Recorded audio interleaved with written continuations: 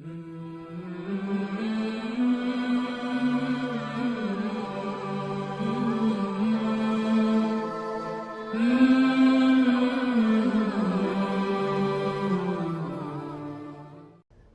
باللہ من الشیطان الرجیم بسم اللہ الرحمن الرحیم الرجال قوامون علی النساء، مرد حاکم ہیں عورتوں پر، بما فضل اللہ بعضهم علی بعض، اس وجہ سے کہ اللہ تعالیٰ نے بڑائی دی ہے ایک کو ایک پر، وبما انفقوا من اموالہم، اور اس لیے کہ وہ خرچ کرتے ہیں اپنے مال کو، فالصالحات، تو جو عورتیں نیک ہیں، قانتات، متابعہ داری کرتی ہیں، حافظات للغیب بما حفظ اللہ، حفاظت کرتی ہیں ان کی پیٹھ کے پیچھے اللہ کی حفاظت سے، واللاتی تخافون نشوزہن، اور جن عورتوں کے بارے میں تمہیں خوف ہو بدخوئی کا، نافرمانی کا، فائزوہن، تو ان کو سمجھاؤ،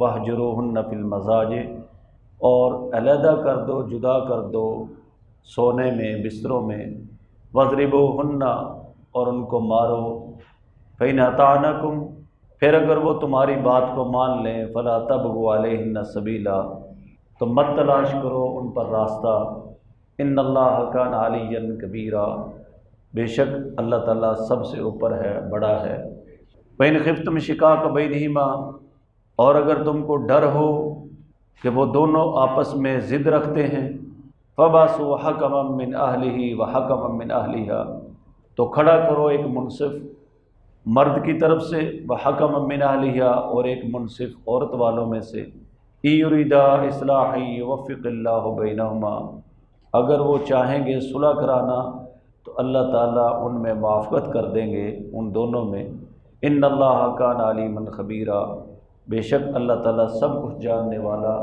خبر رکھنے والا ہے۔ اس سے پہلی آیات کے اندر بھی عورتوں کے احکام اور مسائل کے حوالے سے کافی مضامین ہم پڑھ چکے ہیں۔ ان آیات میں اللہ تعالیٰ نے مرد کی فضیلت کو بیان فرمایا ہے، اور میاں بیوی میں اگر ناچاکی ہوتی ہے تو اس کو کس طرح حل کرنا ہے، ان طریقوں کو بھی اس میں ارشاد فرمایا۔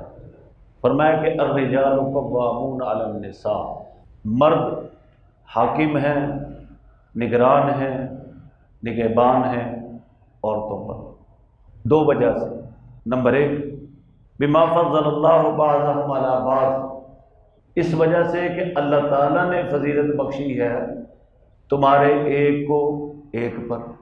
مردوں کو حاکمیت یہ دنیا کا فیصلہ نہیں ہے بلکہ اللہ کا فیصلہ ہے، کہ مرد نگران ہوگا، مرد قوام ہوگا، مرد جو ہے وہ گویا گھر کا سربراہ اور بادشاہ ہوگا، حاکم ہوگا۔ تو اور دوسری وجہ یہ ہے کہ وہ بما انفقوا من اموالہم، اس وجہ سے کہ وہ ان پر اپنے مال خرچ کرتے ہیں۔ عورت کو کمانے کی ذمہ داری سے اسلام نے آزاد کیا ہے، وہ گھر سنبھالے گی، باہر کے کام مرد کے ذمہ ہے۔ اگر کوئی مرد شادی کرنا چاہتا ہے تو اس کی جسمانی طاقت کے ساتھ یہ بھی دیکھا جائے گا کہ یہ نان و نفقہ دے سکتا ہے کہ نہیں۔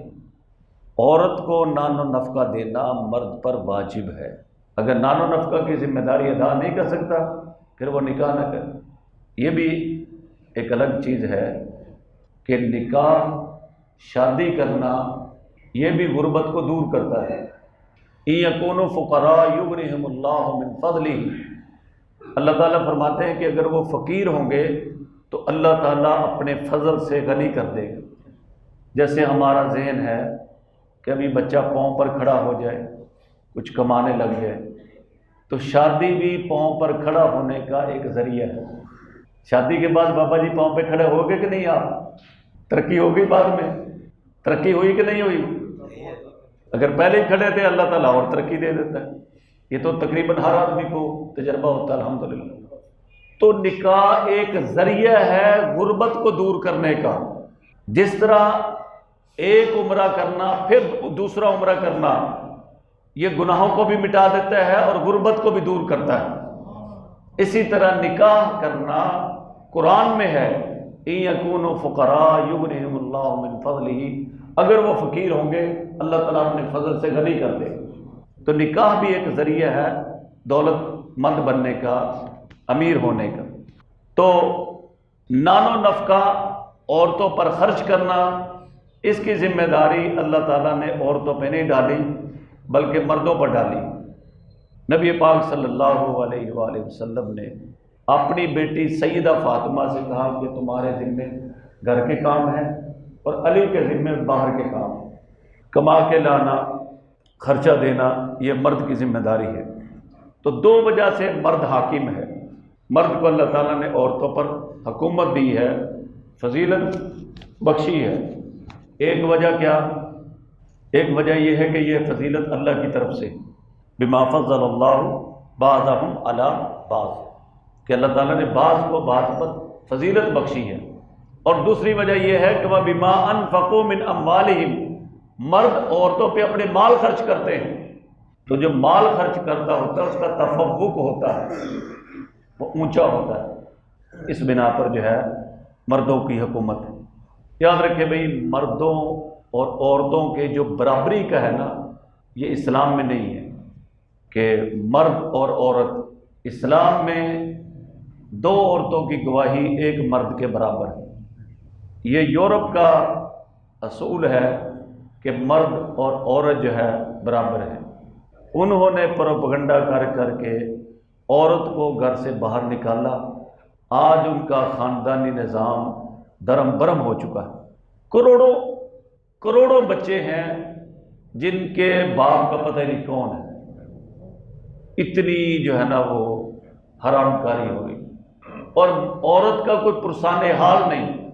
جب تک وہ عورت جنسی خواہشات کے قابل ہے تو اس کو جو ہے نا کوئی شوہر بھی مل سکتا ہے، کوئی بوائے فرینڈ بھی مل سکتا ہے، لیکن جو ہی اس کی عمر ڈلتی ہے تو اس عورت کو کوئی پوچھنے والا نہیں ہے، نہ اس کا باپ ذمہ لینے کے لیے تیار ہے، نہ اس کا جو ہے وہ کوئی بھائی ذمہ لینے کے لیے تیار ہے۔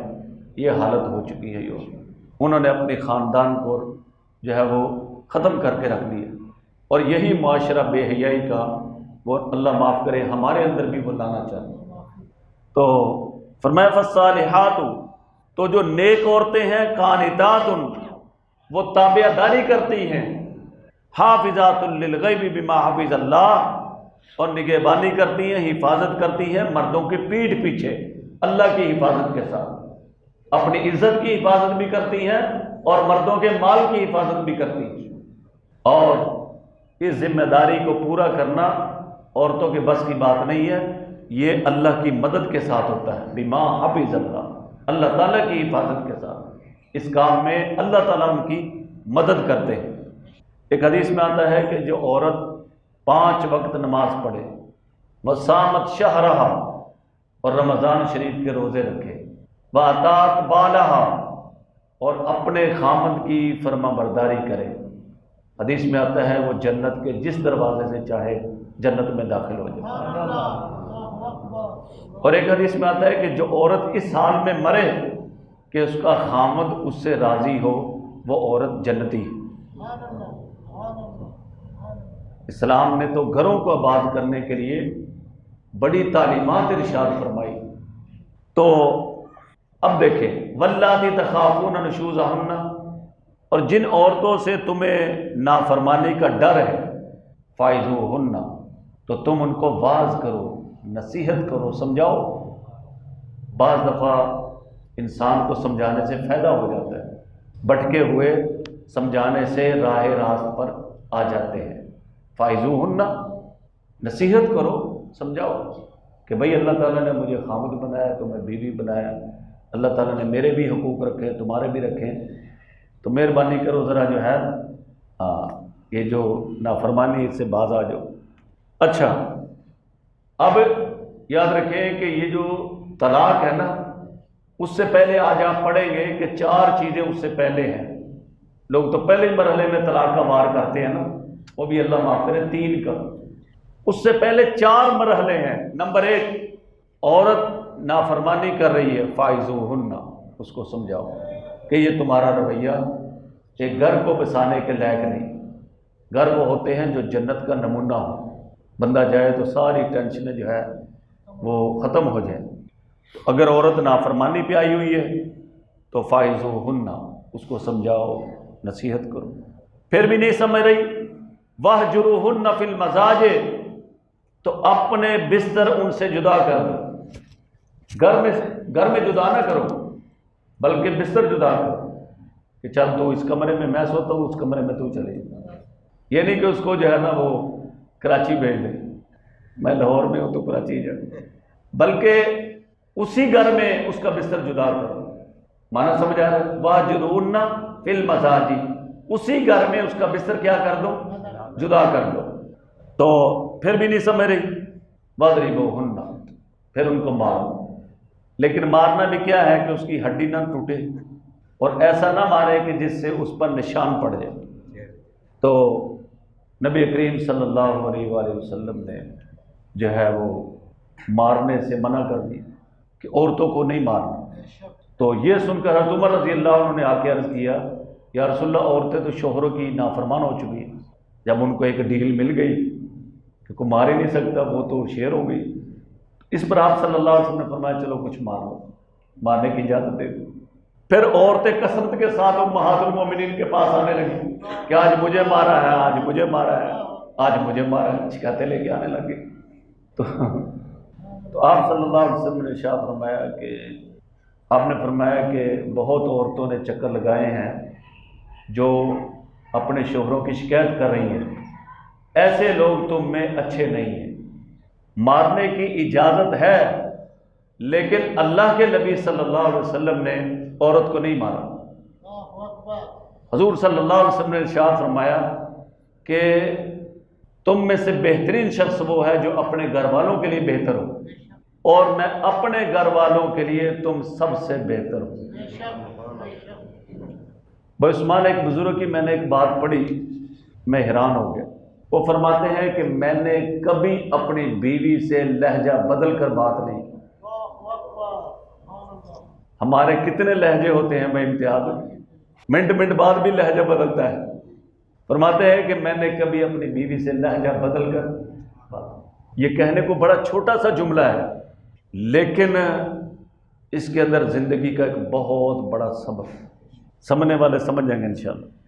تو فرمایا کہ واضربوہن، پھر تم ان کو مارو، فَإِنْ أَطَعْنَكُمْ فَلَا تَبْغُوا عَلَيْهِنَّ سَبِيلًا، اگر وہ تمہاری بات کو مان جائیں، اطاعت پر تیار ہو جائیں، تو پھر تم ان پر کوئی راستہ تلاش نہ کرو، یعنی پھر جو ہے نا مزید کوئی نعوذ باللہ ان پر تہمت الزام لگا کے جو ہے نا ان پر کوئی راستہ تلاش نہ کرو۔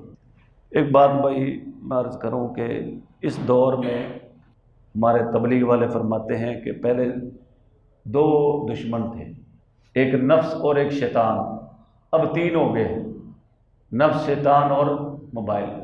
جتنی خرابیاں ہو رہی ہیں اس میں کم از کم 80% خرابیاں موبائل کی وجہ سے ہو رہی ہیں۔ تو اس سے جو ہے نا غلط فہمیاں بھی پیدا ہو جاتی ہیں، کبھی غلط معلومات کی وجہ سے بھی جو ہے نا گھر خراب ہو جاتے ہیں، بعد میں پتہ چلتا ہو وہ تو خبر ہی غلط تھی۔ تو میں نے آپ کو لطیفہ سنایا تھا نا، ایک آدمی کا موبائل چوری ہو گیا، تو خیر وہ گھر گیا تو دیکھا اس کا سسر آیا ہوا ہے اور بیوی بھی بستر باندھ رہی ہے اور جانے کی تیاری کر رہی ہے۔ اس نے کہا کہ تمہیں کیا ہوا ہے؟ وہ ان کو غصہ چڑھا ہوا ہے، کہتا ہمیں پوچھتے ہو تمہیں کیا ہوا؟ تم نے اپنی بیوی کو 3 طلاقیں دے دی ہیں اور پوچھ رہے ہو کہ کیا ہو گیا؟ کہنے لگے میں نے تو نہیں دی۔ انہوں نے جو ہے نا بیوی کا موبائل اس کے سامنے لا کے رکھ دیا، اس کے موبائل سے جو چوری ہوا تھا نا اسے 3 طلاقوں کا میسیج آیا ہوا تھا۔ اس نے کہا موبائل مجھے دو، موبائل لیا تو اللہ کی شان ہے وہ جو چور تھا نا اس نے وہ نمبر اٹینڈ کر لیا، اٹھا لیا، کہتا موبائل تو تم نے چوری کر ہی لیا تھا، یہ میری بیوی کو 3 طلاقیں کیوں دی ہیں؟ کہتا منٹ بعد تو یہ فون کر رہی تھی، ہر منٹ بعد تو یہ فون کر رہی تھی تو میں نے جان تو چھڑا لی تھی۔ تو موبائل کی جو خبریں ہیں نا کوشش کیا کرو کہ اس کی تحقیق کر لیا کرو، کہ غلط ہیں یا صحیح ہیں۔ آج آپ دارالفتاء میں چلے جائیں، کسی بھی جہاں پہ مفتی بیٹھتے ہیں، تو طلاقیں تو پہلے بھی ہوتی تھی، لیکن آج طلاقوں کی جو اکثر وجہ ہے وہ یہ موبائل بنا ہوا، یہ ایک ایسی ہڈی بن گئی ہے، نہ اندر جاتی ہے نہ باہر آتی ہے، چھوڑے تب مرتے ہیں، نہ چھوڑے۔ ایسا یہ شیطان کا آلہ جو ہے آ چکا ہے۔ اس سے اتنا فائدہ نہیں اٹھایا جا رہا، اتنا نقصان ہو رہا۔ تھوڑا سا کوئی میسیج دیکھ لیا خامد نے، اچھا یہ ہے، بعد میں سر پیٹتے رہتے کیا کر دیے میں۔ اوہو، فرمایا کہ وَإِنْ خِفْتُمْ شِقَاقَ بَيْنِهِمَا، اور اگر تم کو خوف ہے کہ وہ آپس میں ضد رکھتے ہیں، برادری والوں کو خوف ہے، رشتہ داروں کو خوف ہے کہ یہ آپس میں ان کی انبن ہو رہی ہے، تو وہ کیا کریں؟ فَبَعْثُوا حَكَمًا مِّنْ أَهْلِهِ وَحَكَمًا مِّنْ أَهْلِهَا، تو کھڑا کر دے ایک منصف مرد کی طرف سے، یعنی اس کی برادری کی طرف سے، اور ایک منصف جو ہے عورت کی طرف سے۔ اللہ اکبر۔ ان یریدا اصلاحا یوفق اللہ بینہما، یہ جو دو منصف آپ نے کھڑے کیے نا، اگر یہ صلح کرانے کا ارادہ کرتے ہیں، نیت کرتے ہیں، اللہ تعالیٰ میاں بیوی کے درمیان موافقت کر دے، یعنی نیت ان کی ٹھیک ہوگی اور موافقت میاں بیوی میں ہو جائے گی۔ کتنی بڑی بات ہے، یہ قرآن ہے، قرآن کی خبریں سچی ہیں۔ تو عورتوں کو سمجھانے کے یہاں پر کتنے طریقے بیان کیے ہیں؟ 4۔ اگر میاں بیوی میں انبن ہو رہی ہے، فائزوہن، اس کو سمجھائے، اس کو کسی مولانا کا بیان سنا دے۔ وہ مجھے ایک آدمی کہہ رہا تھا، کہتا ہے میری بھابھی جو ہے نا، وہ بھائی سے کبھی لڑ جاتی ہے نا، تو وہ نا موبائل لیتی ہے اور اس پہ کہتی ہے بیوی کے حقوق مفتی طارق مسعود، وہ بیان نکال کے کہتی ہے سنو بیویوں کے کیا حقوق ہے۔ کہتا وہ موبائل پہ بول کے نا کہتے بیوی کے حقوق مفتی طارق مسعود، وہ فوراً آ جاتا ہے، کہتے سن دین جو ہے وہ بیویوں کے بارے میں کیا کہتا ہے۔ بہرحال بھائی اس کو سمجھائے عورتوں کو نرمی سے، پیار سے، محبت سے۔ تو اگر پھر بھی نہیں سمجھ رہی، وَاهْجُرُوهُنَّ فِي الْمَضَاجِعِ، تو ان کے بسترے جدا کر دو۔ اب بستر کے جدا کرنے کا معنی سمجھ گئے بھائی، یعنی اسی گھر میں اس کو علیحدہ کمرے میں سلا دو، اپنا بستر علیحدہ کر لو۔ جو سمجھدار عورتیں ہوتی ہیں ان کے لیے اتنا ہی کافی ہوتا ہے۔ وَاضْرِبُوهُنَّ، اور اگر پھر بھی نہیں سمجھ رہی تو پھر ان کو مارو، لیکن پہلے اپنا کوئی حفاظتی بندوبست کر لینا۔ وہ تو بندہ مار کھانا ہے تو کیا ہے، یہی کل پڑھانی ہے۔ وَاضْرِبُوهُنَّ، تو پھر ان عورتوں کو مارو، لیکن مارنے کی میں نے حد آپ کو بتا دی، یہ ہے کہ نہ ان کو نشان پڑے، نہ ہڈی ٹوٹے، یہ نہیں ہے کہ اللہ معاف کرے کہ ساری پھاڑ دو ان کا، ایسا نہیں، یہ تو ظلم ہے۔ مارنے کا مقصد کیا ہے؟ تعدیب، سمجھانا۔ مارنے کا مقصد ظلم کرنا تو نہیں ہے۔ بہرحال کچھ نہ کچھ مارنے کی اسلام نے اجازت دی ہے۔ یورپ کا پروپیگنڈا جو بھی ہو اس سے متاثر نہیں ہونا، ہم نے سبق لینا ہے تو قرآن سے سبق لینا ہے۔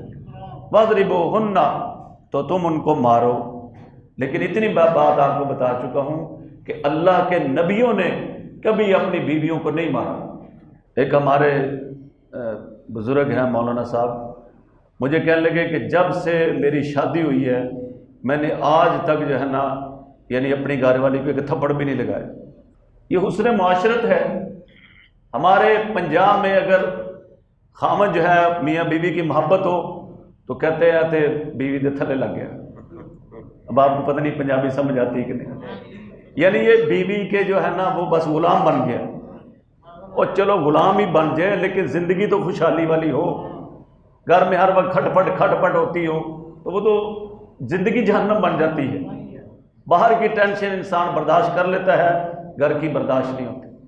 اور ایک میں آپ کو نسخہ بھی بتا دوں، اگر کوئی آدمی چاہتا نا گھر میں سکون رہے تو وہ صبح فجر کی سنتیں پڑھ کے پھر مسجد میں جا کے فرض پڑھا کرے، اس سے انشاءاللہ گھروں کے جھگڑے ختم ہوں۔ صبح کی جو سنتیں ہیں نا وہ گھر میں پڑھے، پھر فرض جا کے مسجد میں جماعت کے ساتھ پڑھے، انشاءاللہ گھروں کے جھگڑے ختم ہو جائیں۔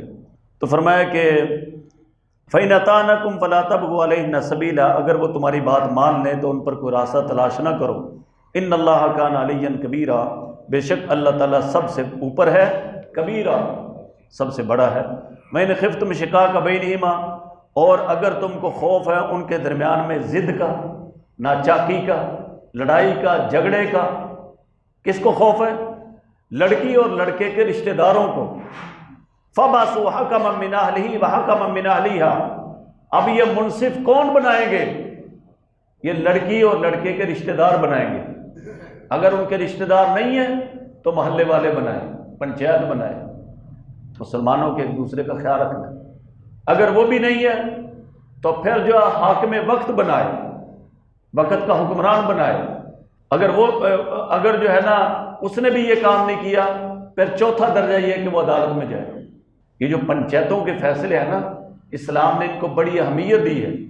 یہ جو عدالت میں فیصلہ ہوتا ہے نا، یہ چاہے کتنا بھی حق پر مبنی ہو، یہ دلوں میں کینہ بھر دیتا ہے، دلوں میں کینہ بغض بھر دیتا ہے عدالتوں کے فیصلے. تو جہاں تک ممکن ہو یہ لڑائی جھگڑے آپس ہی میں حل کرنے چاہیے. فوراً تھانے کچہری میں جو ہے نا وہ رپٹنی لکھوانی چاہیے. اگر ایک عورت کی جو ہے نا شکایت لگا دی تھانے میں، پولیس میں، تو بتائیں وہ اس عورت کو برداشت کرے گا خامد؟ اگر اپنے رشتہ دار درمیان میں آ جائیں گے، کوئی اس کو سمجھائیں گے، کوئی اس کو سمجھائیں گے، وہ ٹوٹتا ہوا گھر جو ہے نا وہ محفوظ ہو جائے گا، بچ جائے گا. تو حاکم کون بنائیں گے؟ لڑکی اور لڑکے کے رشتہ دار.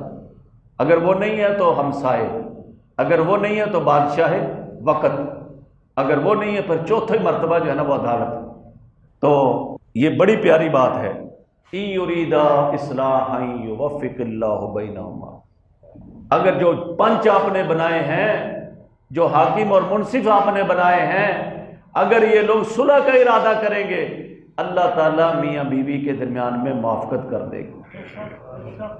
یاد رکھیں کہ اگر میاں بیوی میں نچاکی ہو جاتی ہے نا، تو لوگوں کا ذہن یہ ہوتا ہے کہ ٹھیک ہے یار، ہم نے تو کہا تھا ادھر رشتہ نہ کرو، ٹھیک ہو رہا ہے اس کے ساتھ. اور اگر وہ بیچ میں بھی آتے ہیں تو ان کا ارادہ یہی ہوتا ہے کہ یار ان کا مسئلہ ہی ختم کر دو. قرآن مجید کی ان الفاظ پر غور کرو. إِن يُرِيدَا إِصْلَاحًا يُوَفِّقِ اللَّهُ بَيْنَهُمَا، اگر یہ دونوں صلح کا ارادہ کریں گے، اللہ تعالیٰ میاں بیوی کے درمیان میں موافقت پیدا کر دیں گے، ہم آہنگی پیدا کر دیں گے. یاد رکھے جب تک مسجد نہیں بنتی تو اختلاف ہو سکتا ہے. کوئی کہتا ہے مسجد یہاں بنانی ہے، دوسرا کہتا ہے وہاں بنانی ہے، تیسرا کہتا ہے ادھر بنانی ہے، وہ کہتا ہے ادھر بنانی. اختلاف ہو جاتا ہے. لیکن جب مسجد بن جاتی ہے تو وہ سب کے لیے قابل احترام ہوتی ہے. اسی طرح جو رشتہ داری ہے، رشتہ کرنے سے پہلے مشورہ ہو سکتا ہے. کوئی کہتا ہے یہاں کرو، کوئی کہتا ہے وہاں کرو، کوئی کہتا ہے ادھر کو ادھر. یہ ہو سکتا ہے اختلاف ہو جائے، لیکن جب رشتہ ہو جائے، وہ لڑکا اور لڑکی میاں بیوی کے بندھن میں بندھ جائیں، اب اس رشتے کا احترام اسی طرح ہے جیسے مسجد کا احترام، جیسے بیت اللہ کا احترام. تو ہم نے گھروں کو توڑنا نہیں ہے، آباد کرنا ہے، آباد کرنا ہے. الحمدللہ میں یعنی کہ کافی دیر سے اللہ نے اس طرف لگایا ہوا ہے. میں آج تک کسی طلاق کے معاملے میں نہیں پڑا. حالانکہ کئی لوگ جو ہے نا وہ آئے اور جنہوں نے کہا کہ، اور میں آپ سے یہی بات کرتا ہوں. ابھی ایک ساتھی مجھے کہنے لگا جی وہ طلاق لینا چاہ رہے ہیں. میں نے کہا ان کو سمجھاؤ کہ ہم تو جوڑ والے ہیں، ہم تو ملانے والے ہیں. اگر تم طلاق پر ہی تیار ہو، اس کے بغیر تمہارا حل نہیں، تو ہم اس پنچایت میں بھی بیٹھنے کے لیے تیار نہیں. طلاق دینی ہے دے دو، ہمیں کیوں گھسیٹتے ہو؟ تو جب بھی کوشش کرنی ہے، جوڑ کی کوشش کرنی ہے، ملانے کی کوشش کرنی ہے. تفرقے ڈالنے کی، گھروں کو اجاڑنے کی، توڑنے کی محنت کوشش نہیں کرنی. ایسے معاملات میں گواہ بھی نہیں بننا. نکاح کے گواہ بنو، طلاقوں کے گواہ نہ بنو. باقی جس نے طلاق دینی ہے وہ جو ہے نا وہ گواہوں کا پابند تو نہیں ہے. کوشش کرو کہ گھروں کو آباد رکھو. شیطان جب تخت بچھاتا ہے نا تو سب سے زیادہ خوش کس بات پر ہوتا ہے کہ جس نے میاں بیوی کے درمیان طلاق دلوائی. تو فرمایا کہ اور جو آدمی مقرر ہو جائیں، حاکم بن جائیں، منصف بن جائیں ان کے درمیان میں صلح کرانے کی، تو سب سے پہلے اپنی نیتیں ٹھیک کر لیں، اپنی نیتیں درست کر لیں. کہ میں نے انشاءاللہ اس گھر کو کوشش کر کے آباد کرنا ہے، برباد نہیں کرنا، توڑنا نہیں ہے اس گھر کو۔ ان یریدا اصلاحا، دیکھو اصلاح کی نیت کرنا تو ہمارے اختیار میں ہے نا، اگلا کام اللہ کر دیں گے۔ یوفق اللہ بینہما، صلح کے لیے تم کر لو، ہم آگی اور موافقت کون کر دے گا؟ بات نہیں سمجھ آ رہی آپ کو؟ ان یریدا اصلاحا، اگر وہ پانچ جو بنے ہیں وہ صلح کا ارادہ کر لیں گے، یوفق اللہ بینہما، تو اللہ تعالیٰ میاں بیوی کے درمیان میں موافقت کر دیں گے۔ ان اللہ کان علیما خبیرا، بے شک اللہ تعالیٰ سب کچھ جاننے والا خبردار ہے۔ اللہم صلی علی محمد عبدک و رسولک، صلی علی المؤمنین والمؤمنات والمسلمین والمسلمات۔